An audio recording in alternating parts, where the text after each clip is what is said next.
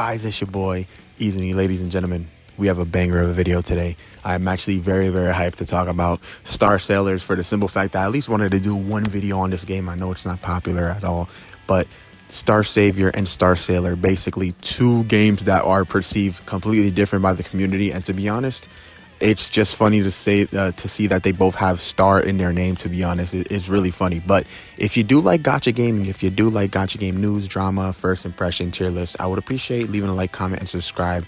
Stay tuned to the channel. We do all types of gacha games here, so make sure if you are interested, you do stay tuned to the channel. I appreciate any support.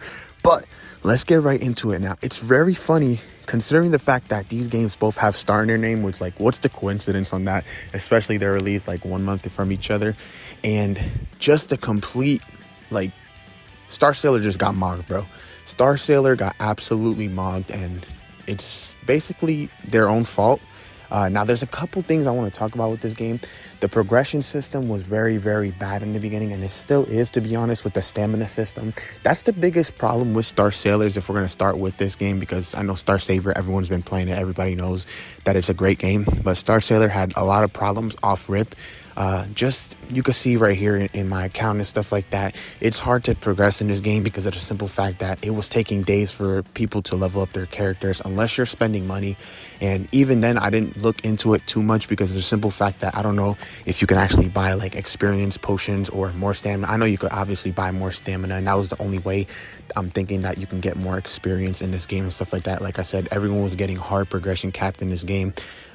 This game had multiple betas to set out their like goals for this game and stuff like that, and there was plenty of people. I even played on a closed beta test. I don't even remember like signing up for it. I just got access and I ended up playing it.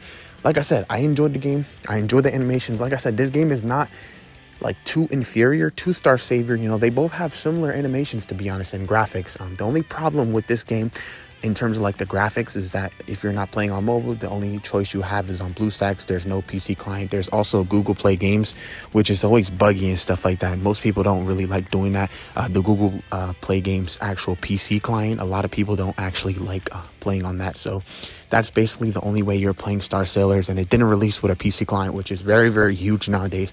A lot of these developers need to lock in and realize that a lot of people, most people, are going to be playing on PCs. Obviously, most people are playing on, I should say, mobile. But like I said, there is going to be a huge part of the community that also just plays on PC. And if you don't have a PC client, people don't even try out your game. And I think that was a huge blow to Star Sailors. Like I said, the big problem about this game is the progression. And Star Savior is literally the actual complete opposite. The progression's been amazing in that game, but this game, you've been hard locked on like XP and stuff like that. The amount of XP potions you actually have to use. I don't know if a lot of this stuff's been changed. Like I said, I'm not going to be spreading misinfo here, but when I was playing it like the first couple weeks, you were basically hard capped on that. You're hard capped on stamina. They didn't give out a lot of stamina potions. That was a big thing that they actually addressed in their Discord and stuff like that, and actually gave out way more potions, at least in the mail and stuff like that. But that doesn't fix the actual core of the problem, which was, you know, the experience potions.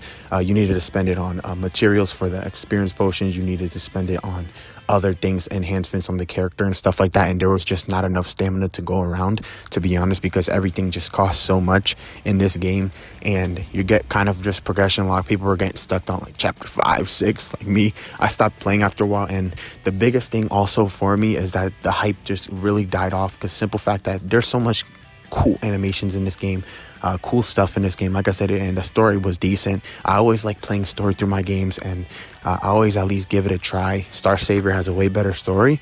It just has everything better with it. And Star Sailors, I think it was voice acted a couple scenes, and it's not everything is, but not like Star Savior. Basically, the whole main story was actually voice acted and stuff like that. But this game, it has a couple scenes voice acted, but nothing too major. And it's just not really, I would say, basically a generic story, nothing to write home about. But the big thing about this game also, and this is my third point, is that it actually, the second banner, we actually have two characters that we knew from beta that are supposed to be releasing. It's on like the wiki and stuff like that. I think if you go to Taichara, you can see it, the black haired girl. She's like a fire element and stuff like that. She's one of the best DPS in the game, at least from the closed beta. That character was supposed to come out in the second banner. Now they actually released a character, a standard character, which everyone could have gotten on their rerolls. This little lolly girl over here. I have her already, right? So I already got the first character that which came out, which was the black haired girl with the Roberta, I think her name was, or something like that, close to that. She has guns and pistols and stuff like that. She had like purple hair and stuff like that. So I got that character, and I had nothing else to get because I got her actual light cone equivalent in this game as well. And the second banner is already a rerun banner. Like, what kind of gacha does that? I haven't seen that in a while. I've been playing gacha games for a long time. I never seen a rerun banner on a second banner, bro. That's crazy. Just to kill like the momentum of your game like that is kind of crazy to see, to be honest.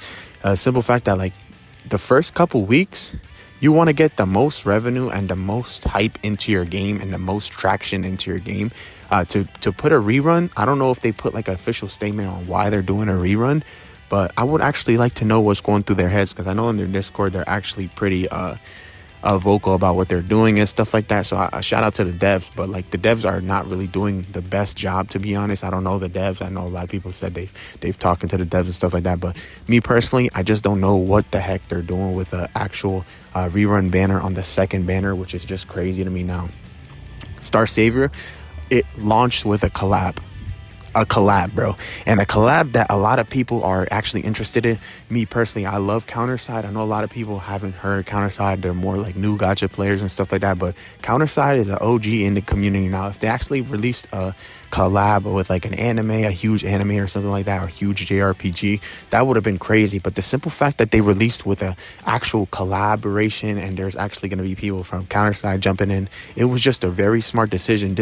These two games had crazy amount of differences that they actually were like releasing in global. I know Star Savior has already been established IP in KR and JP. You know, they've already established themselves. Obviously they're not making the most revenue, but they were still established game there. Now Star Sailor just came out of nowhere. There was not that much marketing. I think Star Savior didn't have that much marketing either. They both are like on small budget games, to be honest. Both look incredible for what they are, like for like small budget games, free games. These are definitely looking good, but like I said, they went in two different directions. The progression system in Star Savior, concluding to Star Sailor, like you could just keep pushing the operations. They're giving out plenty of rewards. They're giving out like 200 summons to get in your I mean, Star Sailor gave out a lot of currency as well, but Star Savior is giving out way more currency and way more actual progression material. It's not that hard to progress your account, and it's not that hard to actually level up your characters. They're giving out so much materials to the simple fact that you can actually level up your character to max and stuff like that, and start getting more builds out there. Star Sailor, you're actually locked on Ascension materials, all types of materials. So like I said, these two games went in completely different directions, and it just really shows. And I hope to see like what's actually going on with the actual revenue. I know the revenue charts are not the best insight on what's going on with the actual game, but at this point I'm very interested to see how these two games are going to be doing, because they released in very similar, I think it was like around 2 to 3 weeks apart, maybe I think a month almost. But definitely Star Sailor should have had way more stuff put into it, maybe push back a little bit to test out what's going on, because I just feel like they literally just doomed themselves. And EOS is eminent. I know I don't like to doom post and stuff like that, but I've been playing gacha games for like 10 years, and I can tell that this game is not going to make it that far. Star Savior has a very good chance. From what I've made on YouTube, like on YouTube videos and stuff like that, I can see that a lot of people, at least for the first couple weeks, are very interested in this game. We're gonna have to wait and see how this plays out in the future. But like I said, Star Sailor, there's just so much wrong with it, and it doesn't seem like now the devs actually went quiet and they're not really communicating with the fans and stuff like that. So I don't know what's gonna happen with this game. I at least wanted to talk about one time on this game.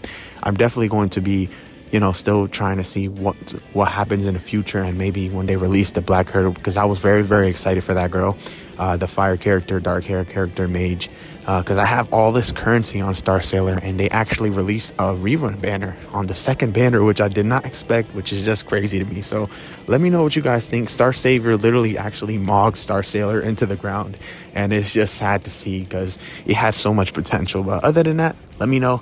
Peace out.